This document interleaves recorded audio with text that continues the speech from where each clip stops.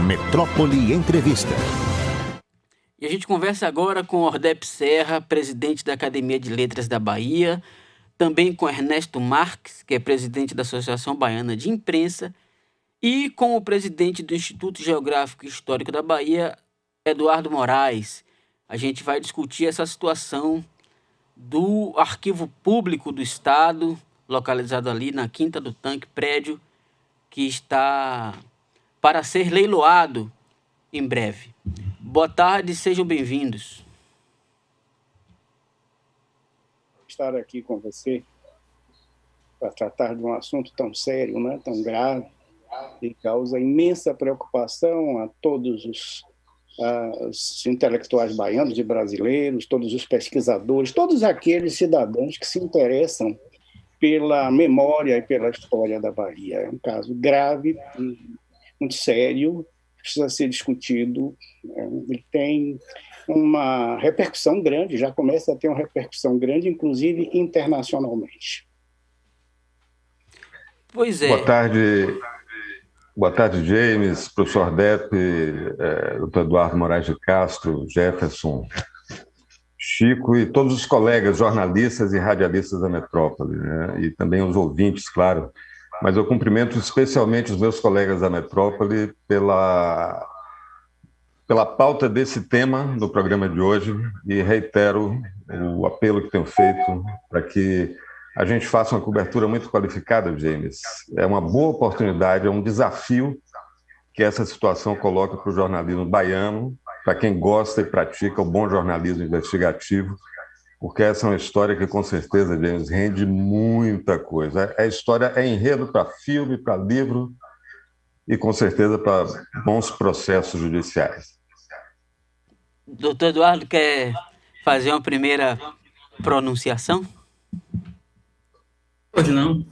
Boa tarde a todos. Eu acho que o tema que os senhores trouxeram hoje é de suma importância, porque o Arquivo Público da Bahia não é da Bahia, é da humanidade. Ele transcende, inclusive, até o país, porque é um rico instrumento para pesquisadores, para a memória nacional e internacional. Eu, inclusive, assemelho o Arquivo Público da Bahia à Torre do Tombo, em Portugal, que congrega documentos, vamos dizer assim, de nossa existência significativos e amplos, bastante vivos na pesquisa de quem queira trazer realmente alguma coisa de positivo para esclarecimento.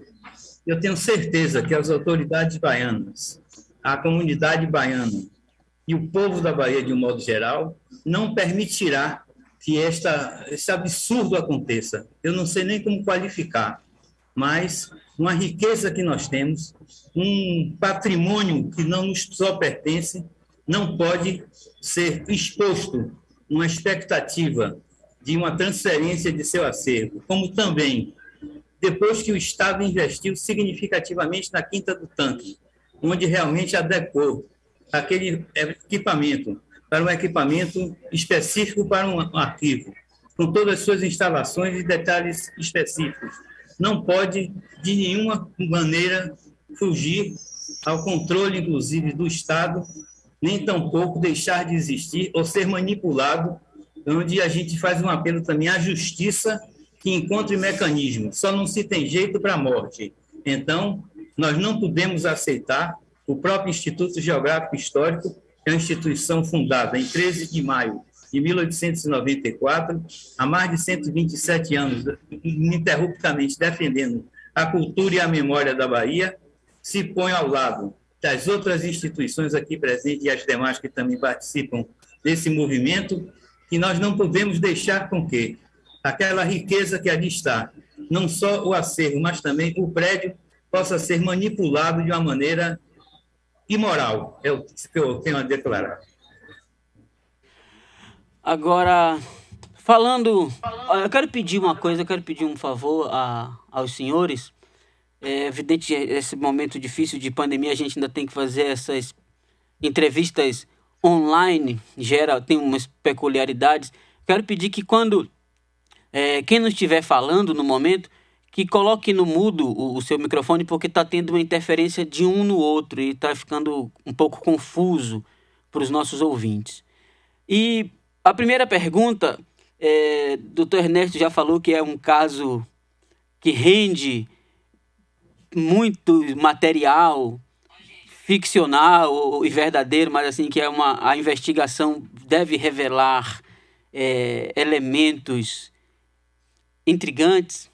Eu quero fazer um resumo, pode ser o próprio Ernesto fazer um pequeno resumo de qual é a situação e de talvez algum elemento que ainda não foi tornado público nessa discussão que se levantou depois do anúncio do leilão.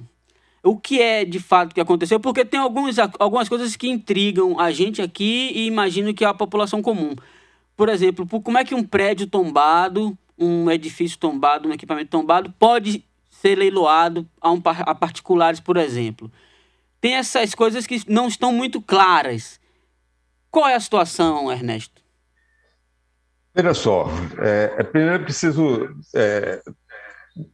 relembrar um caso recente que envolve também um imóvel de grande interesse e um assunto também repercutivo, que é o caso do Palácio Rio Branco, que aí é uma proposta do governo que está sendo discutida, preparada, elaborada, não sei se já está em plano terminativo, de conceder aquele prédio onde funcionou a sede do governo, o Palácio dos Governadores, né? Está lá o Memorial dos Governadores, etc., para uma bandeira hoteleira instalar ali um hotel de alto padrão, certo? Aí é um assunto controverso. Isso aí é uma iniciativa do governo, que pode ser discutida, mas é uma iniciativa do governo, é legítima, tem várias experiências parecidas na Europa e há quem defenda e quem critique essa opção. O caso da Quinta do Tanque, é preciso deixar claro, não tem nada a ver com isso.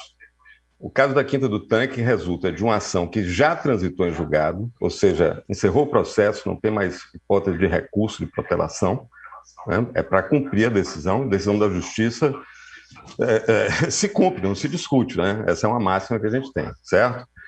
Bom, a que se refere essa ação? Um determinado arquiteto, o escritório de arquitetura, alegando ter prestado serviço de elaboração de projeto para a Bahia Tours,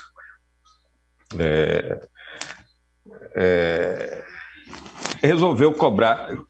Meu telefone, por acaso, deixei aqui. Talvez fosse ele que estivesse dando o microfone a gente, está corrigido o problema. Entendeu de cobrar pelo serviço. A Bahia Tours, na época, dizia que não contratou, né? Então, tem esse imbróglio. O arquiteto entrou com ação pedindo, cobrando, e a Justiça, depois de transitado o processo, reconheceu. Tá? Esse é um dado também para a gente considerar. Foi criado um crédito em favor desse arquiteto por uma decisão judicial, certo? Não estou entrando no mérito. Agora, em 2005, a Bahia Tours indica a Quinta do Tanque para a penhora, como garantia de pagamento dessa dívida que foi criada com esse arquiteto por um produto que a Bahia Tours disse que não encomendou e que não havia contrato, certo? Então, essa é a primeira estranheza. Você estava me perguntando de estranheza. Agora, vou te dar um spoiler, certo, Denis? Que aí fica de desafio aí para a redação do Grupo Metrópole. Eu tenho feito essa boa provocação para os colegas, que isso é um assunto muito quente deles. E é bem possível, não seria estranho, como nós estamos na terra de Mangabeira, em que, para todo absurdo, você tem um precedente ou vários, de repente tem coisa parecida acontecendo e ainda não vem à tona. Percebe? Porque nós estamos diante de um grande tesouro. As pessoas tratam o nosso centro antigo como se fosse um problema. Tem gente que trata como um problema. Tem gente que trata as pessoas do centro antigo de Salvador como um problema. Na verdade, ali são grandes soluções, uma baita de uma riqueza que a gente tem e que a gente insiste em não cuidar direito. Então, dar atenção a essa pauta é uma forma de zelar pela Bahia, de cuidar bem da nossa memória. Veja, em um certo momento, segundo nós sabemos, nós ainda sabemos muito pouco, que é um processo de 30 anos, esse processo foi extraviado. E ele teria sido reconstituído com base na documentação fornecida pela parte, ou seja, pelo arquiteto interessado. Isso já é suficiente, não é não? Mas me parece que tem muito mais. Então, a prática do jornalismo investigativo aí, com certeza, vai descobrir coisas que vão inspirar ficção, com certeza, é coisa de realismo fantástico, com certeza. Né? Porque, no fim das contas, eu acho, James, que aí acontece uma coisa que, mal comparando, mas em texto sobre a ocupação urbana, tem uma citação ao Carlos Lessa, que foi presidente do Banco do BNDES, que ele chama de Sagrada Aliança. Parece que é a união entre os piores de cada etapa desse processo. Eu não acredito, por exemplo, que o governador na época era Paulo Souto. Sinceramente, com toda a ressalva, e questionamentos posso fazer político ao governador Paulo Souto, né? A gente conhece essa figura da política, a gente não pode sair atirando pedra em todo mundo. Eu não vou dar a mão no fogo, que não voto por ninguém, mas eu duvido que o governador Paulo Souto tenha participado disso. É um homem, é um professor universitário, é um homem inteligente, é um homem culto.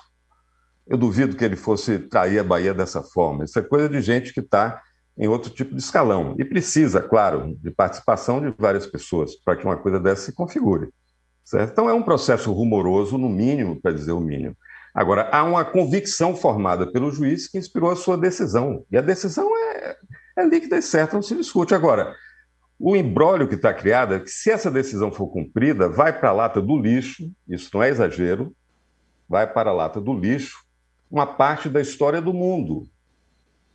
Entre essa parte da história do mundo, está lá o arquivo do Tribunal da Relação, do nosso mais do que quadricentenário Tribunal de Justiça da Bahia, que recentemente comemorou 410 anos. Na prática é isso, entendeu, James? Entendam, ouvintes da metrópole.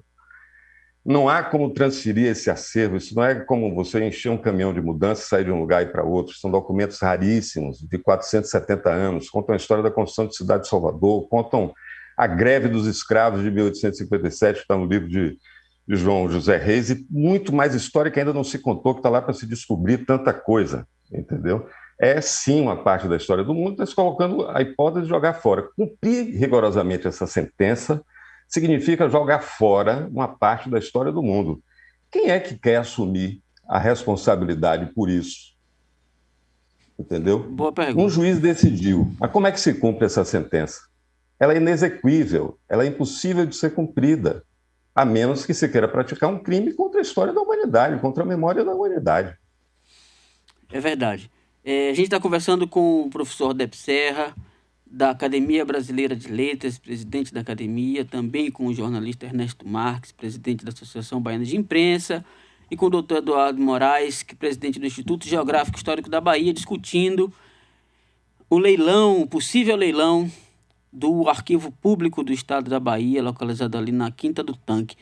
Professor Ordep, do ponto de vista histórico, aquela quinta, aquele local que servia de retiro para os jesuítas e que foi, por um período, moradia, assim, ainda que provisória, do grande orador, o grande padre Antônio Vieira, que ali editou os seus sermões que dignificam a língua portuguesa e tudo isso, tem um valor histórico, evidentemente, em si mesmo. Então, esse adiamento do leilão por 60 dias visa que aos documentos se dê um destino seguro, mas que a edificação, o prédio, a quinta, virá a ser leiloado de qualquer forma, corridos os 60 dias. Este equipamento, ou seja, aquele edifício, aquele lugar, deveria permanecer como um equipamento público pertencente ao povo da Bahia, ou, uma vez salvaguardado o arquivo, a quinta pode se transformar em alguma outra coisa, como um shopping ou uma lanchonete? Meu caro, como disse o meu querido amigo Ernesto Marques, não é uma série de absurdos quase inacreditável. Porque esse prédio, por lei federal, ele não pode ser alienado. O decreto 25 de 1937 é muito claro quando diz no seu artigo 11, as coisas tombadas que pertençam à União, aos estados ou aos municípios, são inalienáveis por natureza, só podem ser transferidas de uma para outra das referidas entidades. Então, aquele prédio não podia ser penhorado para começo de conversa e não pode ser alienado. Ele é um patrimônio do Estado, ele não pode ser passado senão para a União ou para o município de Salvador, que não se cogitou. Enfim, o que não pode acontecer é que se torne propriedade privada de alguém. É coisa absurda, é uma edificação do século XVI, que tem características próprias muito marcantes. Você lembrou muito bem o fato de que foi um estabelecimento originalmente dos jesuítas do Brasil, dos primeiros jesuítas do Brasil, onde morou, onde residiu por algum tempo significativo, onde redigiu seus sermões, aquele que Fernando Pessoa chamou de imperador da língua portuguesa. É um escândalo isso, meu amigo. Não tem outra palavra, isso é um escândalo que se cogite de transformar esta edificação numa propriedade privada. Pelo amor de Deus, não se pode privatizar a história da Bahia, a história do Brasil. É uma coisa de altíssima importância, ainda mais. Em 1949 ele foi tombado, não é? Foi registrado como patrimônio histórico nacional. Ele tem valor artístico, tem valor histórico. Não é? Ele é parte, em si mesmo, a edificação é parte da história da Bahia e do Brasil, das origens da Bahia, das origens do Brasil. Isso não se pode colocar, sei lá, em asta pública. Isso é uma vergonha, é uma grande vergonha. É como se, por exemplo, os portugueses, de repente, enlouquecessem todos e resolvessem, em troca de um alegado serviço, dar a Torre do Tombo. Não é? Seria uma loucura, seria uma coisa para escandalizar o mundo. Pois é isso que nós estamos fazendo, nós estamos escandalizando o mundo.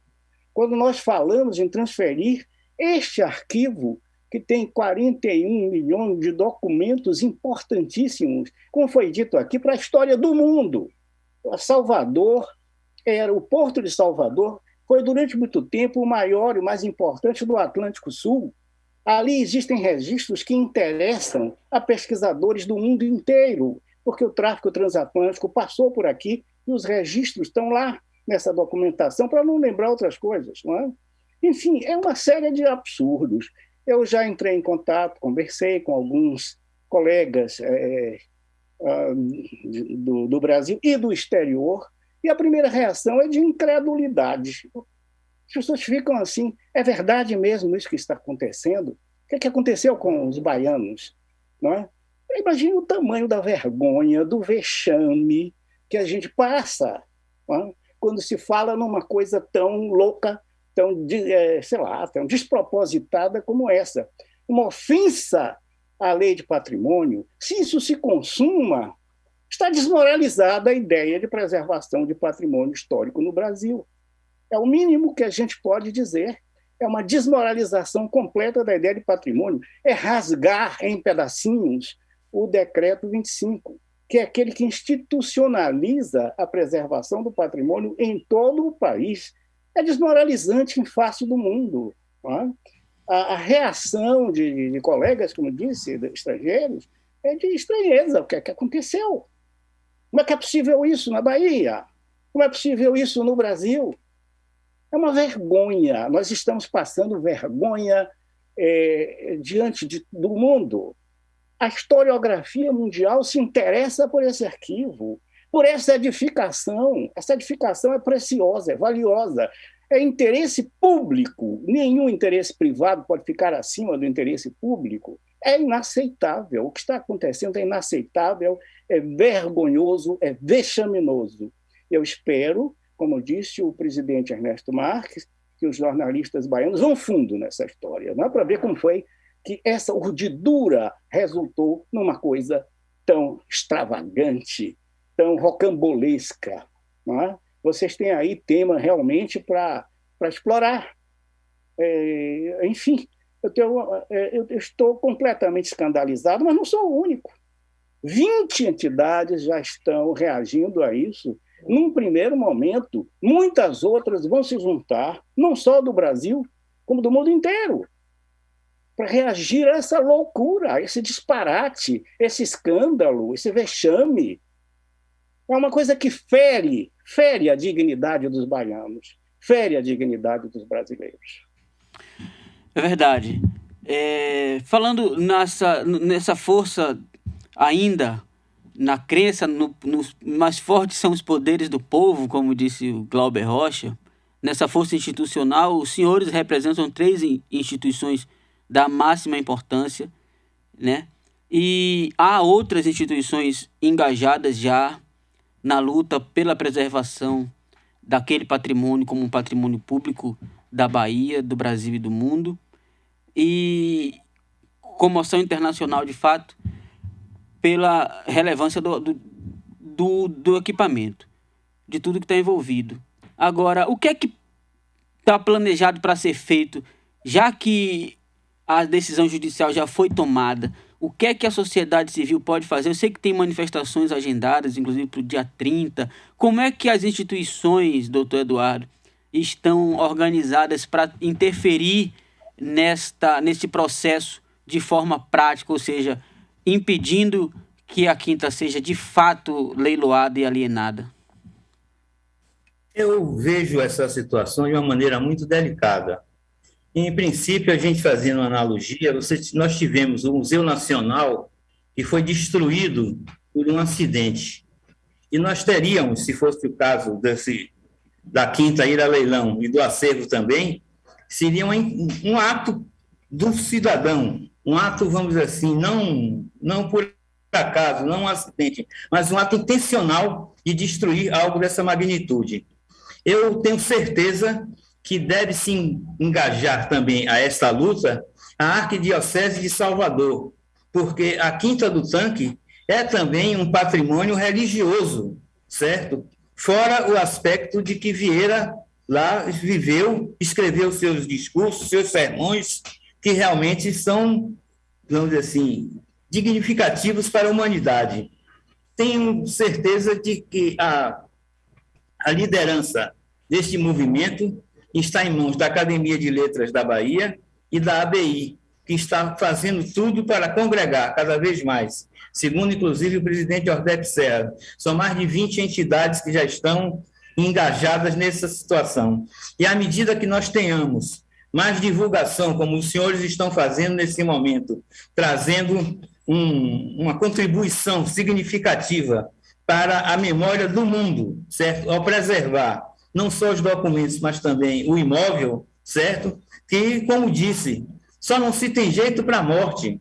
Mesmo uma decisão judicial desta magnitude tem que ser revista, tem mecanismos para isso. O próprio poder público, o Estado da Bahia, que é o dono do imóvel e também do acervo, que recentemente investiu significativamente para fazer o quê? Recuperou o prédio para entregar a um particular. Não é justo, não é exequível que a gente possa continuar nessa situação. Como disse o professor Ordep Serra, nós estamos sendo motivo de chacota, certo? Porque dentro daquela concepção de que na Bahia tem, pense num precedente, a Bahia, num absurdo, a Bahia tem precedente, este é mais um absurdo que nós estamos tendo, inclusive, para defender. E temos certeza que toda a imprensa, onde os senhores também se destacam neste evento de hoje, certo? Para a defesa desse patrimônio. Como disse, não é da Bahia, é da humanidade. Ela tem realmente uma riqueza, inclusive com a perda da biblioteca, do Palácio Estadual, num bombardeio. O que nos resta é realmente de grande porte o acervo do arquivo público. E nós não podemos abrir mão de qualquer peça, seja ela do acervo ou do imóvel. Por fim, nós estamos chegando, nosso tempo está acabando, infelizmente, a hora da Ave Maria bate a porta, mas, Ernesto, por favor, repita uma informação que o senhor trouxe e que, por chocante que é, eu ainda não sei se eu ouvi direito, se eu deliro ou se é verdade. É verdade. Você ouviu. A informação que a gente tem, a primeira coisa, a providência que nós estamos tomando é conhecer a situação. Nós estamos nos debruçando sobre isso. É um processo longo e vai exigir um certo estudo, né? E é isso que a gente está fazendo no primeiro momento. As primeiras informações, uma das mais chocantes é essa. Foi extraviado. E teria sido, veja como eu estou colocando o verbo para não receber processo depois, e teria sido reconstituído com base na documentação oferecida pela parte autora. É suficiente absurdo. Sei lá, James, viajando aí na nossa verve literária, você, que eu sei que é um cara que curte muito isso, de repente tem algum, porque afinal de contas aquilo ali era um lar de jesuítas, não era de franciscanos, vai ter algum grande tesouro enterrado ali. Vamos fantasiar um pouquinho para a gente rir um pouco dessa situação que é absurda e que zomba sabe, Gênesis? Zomba da gente. Para os colegas, eu queria dizer o seguinte: sangue no olho. Para as empresas de comunicação da Bahia, que têm compromisso com a Bahia, porque o jornalismo também é fonte de pesquisa histórica, sangue no olho. Quem faz isso conta que a gente não vai saber, sabendo, acha que a gente não vai apurar, apurando, acha que a gente não vai publicar. Certo? Vamos contrariar quem pensa que pode fazer, quem pensa que pode sambar e pisotear sobre a vida de milhões de baianos que já se foram. São as histórias que estão lá contadas, são os nossos ancestrais. A gente deve respeito. Quem acha que pode fazer isso, merece a atenção nossa, do bom jornalismo. É um bom antídoto contra esse tipo de coisa. Até porque pode ter, de repente, um bocado de jabuti nas árvores dessa floresta chamada Bahia, né? É verdade. Olha, a gente conversou com Ordep Serra, presidente da Academia de Letras da Bahia, também com o professor Ernesto Marques, presidente... Professor, não, eu sou um eterno aprendiz, mas é professor, não mereço esse... Professor, jornalista, professor Ernesto Marques, que é presidente da Associação Baiana de Imprensa, e também com o doutor Eduardo Moraes, presidente do Instituto Geográfico Histórico da Bahia. Muito obrigado aos senhores, e a Rádio Metrópole está sempre aberta para discutir esse e outros assuntos de igual relevância, ou menor, de preferência menor. Melhor que a gente não tenha esses sustos, né? Pois é. Abraço, gente. Valeu. Um abraço, amigo. Muito obrigado pela oportunidade que nos deu, e esperamos também todo o esforço dos jornalistas baianos para investigar essa história rocambolesca que nos envergonha profundamente diante do mundo. Não só os jornalistas baianos, mas a comunidade como um todo deve realmente vir aguerrida para defender este patrimônio que é realmente a Quinta do Tanque e o acervo do Arquivo Público do Estado da Bahia.